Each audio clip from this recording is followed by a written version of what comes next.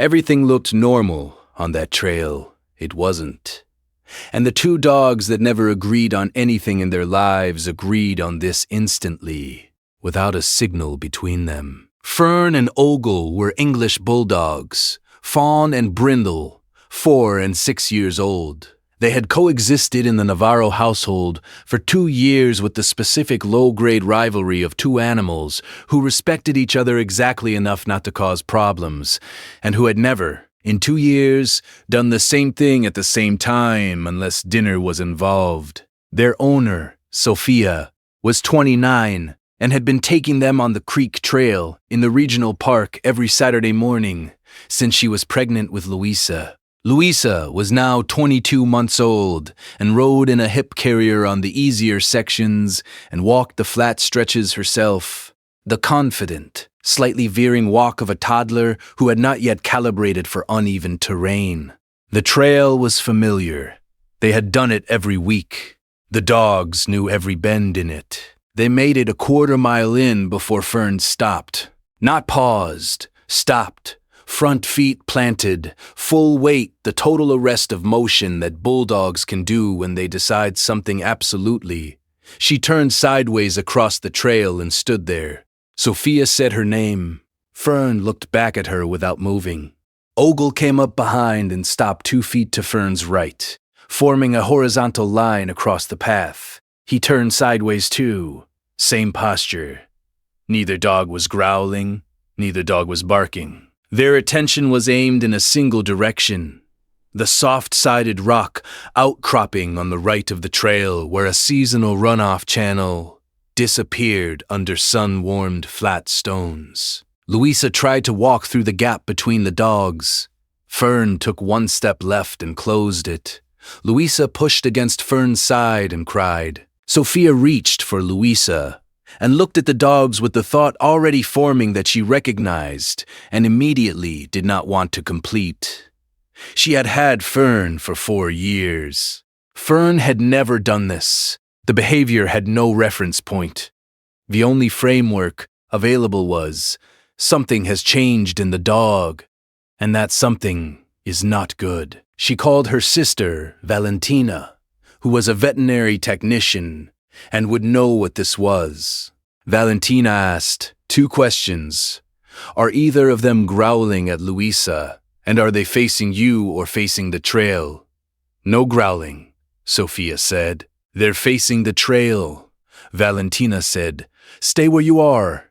Her sister arrived 12 minutes later. She watched from 15 feet behind Sophia as Fern and Ogle held the block with the patient total stillness of animals that have decided something is non-negotiable. Valentina walked forward slowly toward the rock outcropping, her phone in one hand, camera open.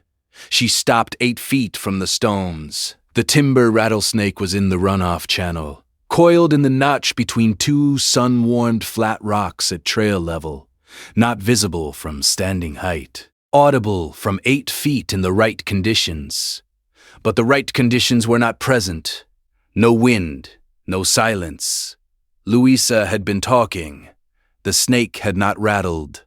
Fern and Ogle had detected it by scent.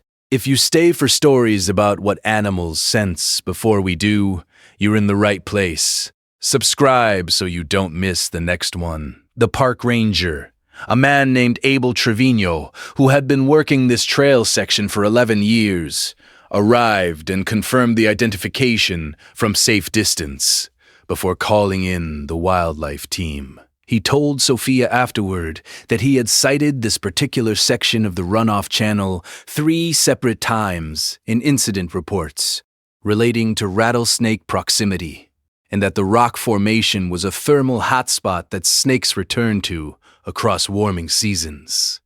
He also said something she did not forget. In 11 years on this trail, I have seen dogs alert to snakes. I have seen them bark, bolt, freeze, refuse. I have never seen 2 dogs who don't typically work together do a coordinated physical block of a path to keep a child from reaching the source.